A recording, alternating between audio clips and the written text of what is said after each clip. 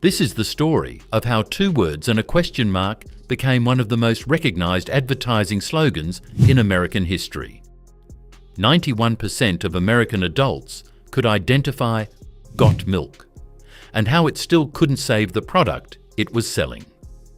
Got Milk achieved something almost unheard of in advertising.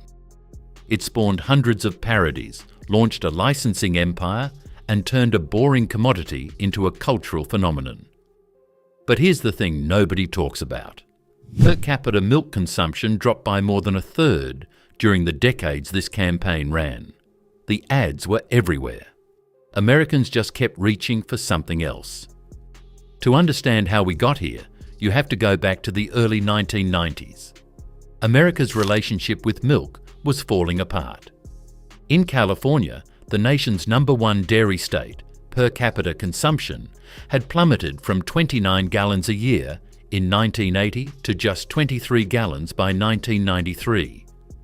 Nationwide, Americans who used to drink a cup and a half a day in the 1970s were barely managing 1 cup.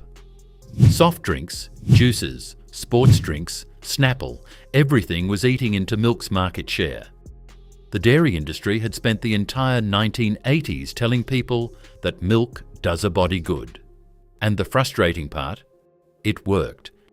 96% of consumers already believed milk was healthy.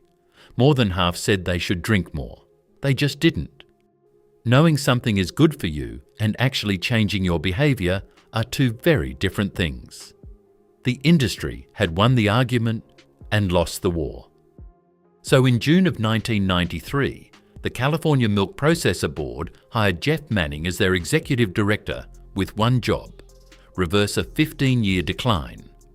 This was all funded through the Dairy Checkoff Program, established under the Dairy Production Stabilization Act of 1983 and overseen by the USDA Agricultural Marketing Service, 3 cents from every gallon of milk sold. A month later, Manning brought in Goodbye, Silverstein and Partners, the San Francisco ad agency founded by Jeff Goodbye and Rich Silverstein. And what happened next would change advertising forever. John Steele, a partner at the agency, ran a focus group with a twist. He asked participants to give up milk for an entire week before showing up.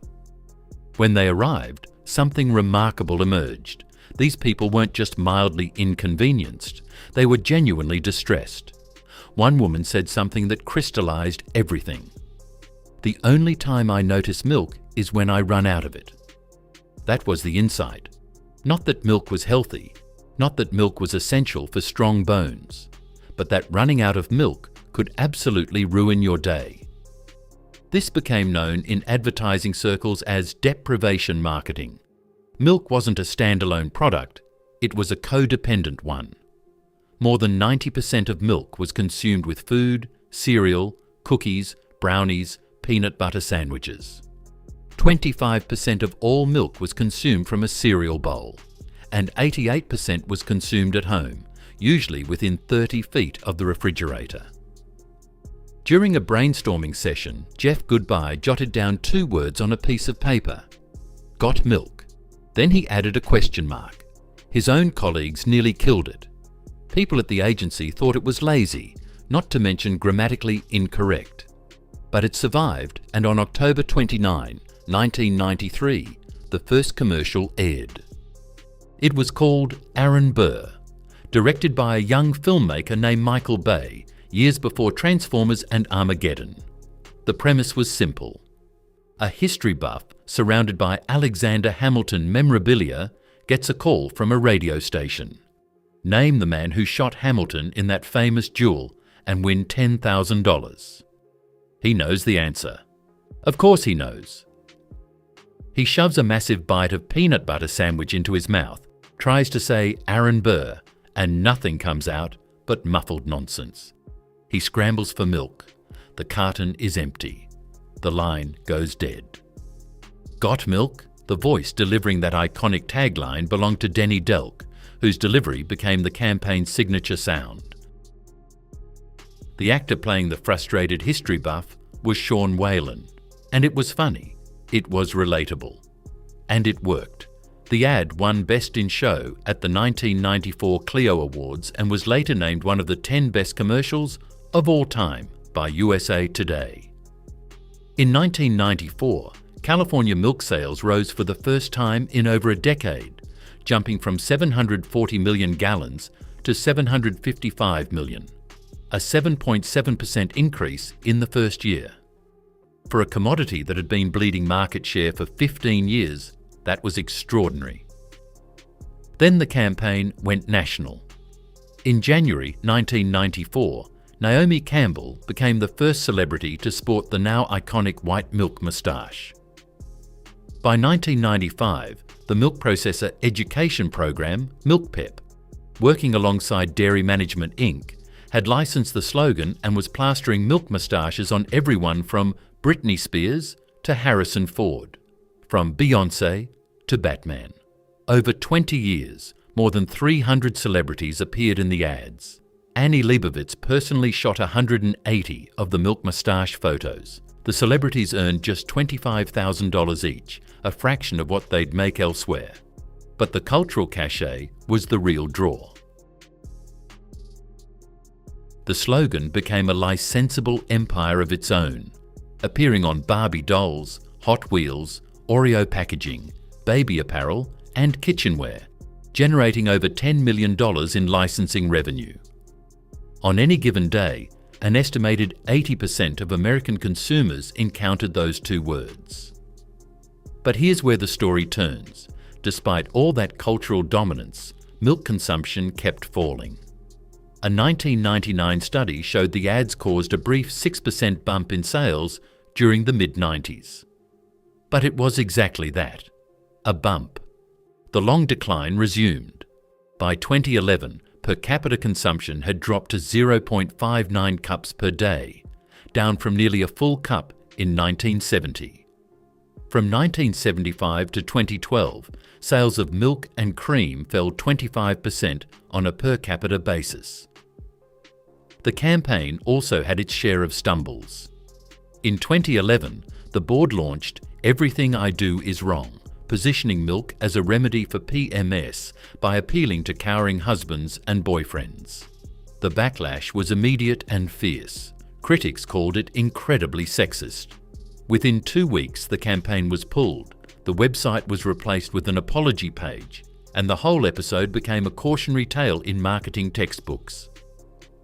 By 2013, after 20 years, even dairy farmers had lost faith. Many had stopped contributing to the national advertising budget, preferring to fund product innovations and partnerships like getting milk into McDonald's Happy Meals. In January 2014, MilkPEP officially retired Got Milk nationally, replacing it with Milk Life. The most recognizable commodity slogan in American history was shelved. Then something no one expected happened: a pandemic. In 2020, as Americans sheltered at home, they started cooking, baking, and eating cereal again. Milk sales, which had been declining 1 to 2% annually, suddenly jumped 4%. For the 20-week period ending in July 2020, cow's milk sales hit $4.5 billion, up nearly 12%. MilkPEP saw its moment and revived Got Milk. But this time, instead of celebrity mustaches, the campaign centered on everyday people sharing videos on social media. Olympic swimmer Katie Ledecky posted a TikTok of herself swimming with a glass of milk balanced on her head. The Got Milk Challenge racked up over 430 million views. But even that revival came with an asterisk. During the same period, plant-based alternatives like Oatly, Silk and Califia Farms were exploding in popularity, with oat milk sales surging 250%. The competition wasn't just soda anymore. It was almond milk, oat milk, coconut milk, alternatives driven by health trends, lactose intolerance, and environmental concerns. In June 2025, a documentary called The Price of Milk premiered at the Tribeca Festival, pulling back the curtain on the entire dairy marketing machine. It traces the checkoff program that funded the ads, 3 cents from every gallon, eventually hundreds of millions in government-supported marketing. Pennsylvania dairy farmer Joe Cochran put it bluntly, "I get tired of people reaching their fingers into my wallet and taking money from me, and I'm not getting anything back." As of this summer, the California Milk Processor Board is celebrating the 30th anniversary of the milk mustache by featuring everyday Californians instead of celebrities. For the first time in campaign history, the famous mustache spotlights real people. Edward Wasserman, Dean of UC Berkeley's Journalism School, perhaps said it best. They start with a product with no personality, which was forced upon generations of children, whose health benefits are questionable, whose environmental impact is dubious, and they turned it into something that had a kind of panache. And that's the ultimate paradox of Got Milk. It proved that you can create one of the most brilliant, beloved, and universally recognized campaigns in history and still not change human behavior. Sometimes a great ad doesn't save a product. Sometimes it just writes the best obituary in marketing history.